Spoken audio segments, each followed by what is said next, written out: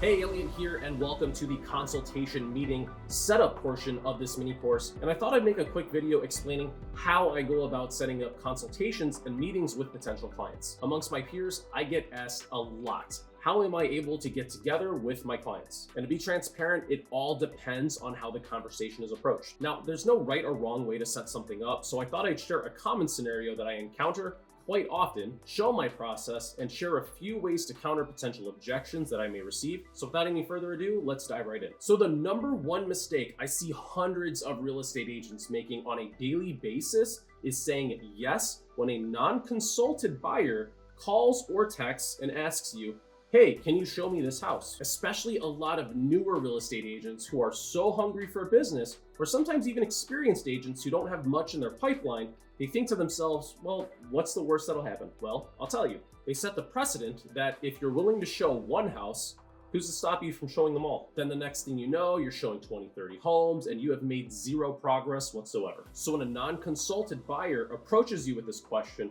always reply with, I'd be happy to after a consultation.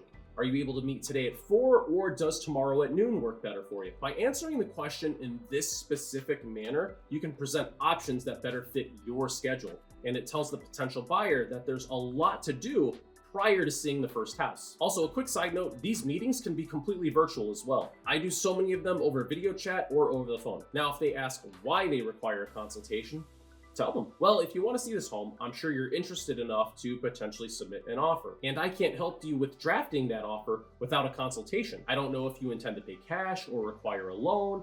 I don't know your purchasing power. I don't know your terms, and the list goes on. It's hard for me to do my job without it. And if they reply with, well, I just want to see the house, explain to them, well, that's what open houses are for. I know I wouldn't want to vacate my house for an hour showing to someone who isn't serious about buying a home. So with all due respect, I won't ask somebody to do the same thing if I don't want that happening to me. And I'll follow that up with, I'd also be doing you a disservice. What if this is the perfect home that you actually wanted to present an offer on? And then we're in a time crunch because there's multiple offers on the table. I tell them, I never want to put a client in that position, and respectfully, I don't intend to start now. Or another way that I like to object is my team and I, we have a process and a standard that we use with every client. It wouldn't be fair to our other clients if we made the exception for you when they've done everything that we've asked. Or lastly, my favorite objection to use toward the adamant, my brand's reputation is everything, as it sets the expectation for all of our referrals from past clients. Respectfully, I won't change a foolproof process and risk a bad experience. However, if you'd like a recommendation, I'd be happy to recommend a newer agent who's just getting started, and he or she may be a little more flexible and accommodating to what you require. Make it seem as if you already have someone specific in mind. Whichever reasoning you want to give that non-consulted buyer, always position the reasoning and follow it with an invitation to a consultation. My suggestion to you is to be sure you practice those 3 objection handlers and practice them over and over again and make it your own. It only works when it sounds genuine and natural flowing out of your mouth. It has to fit your personality, so if you need to change a word here and there,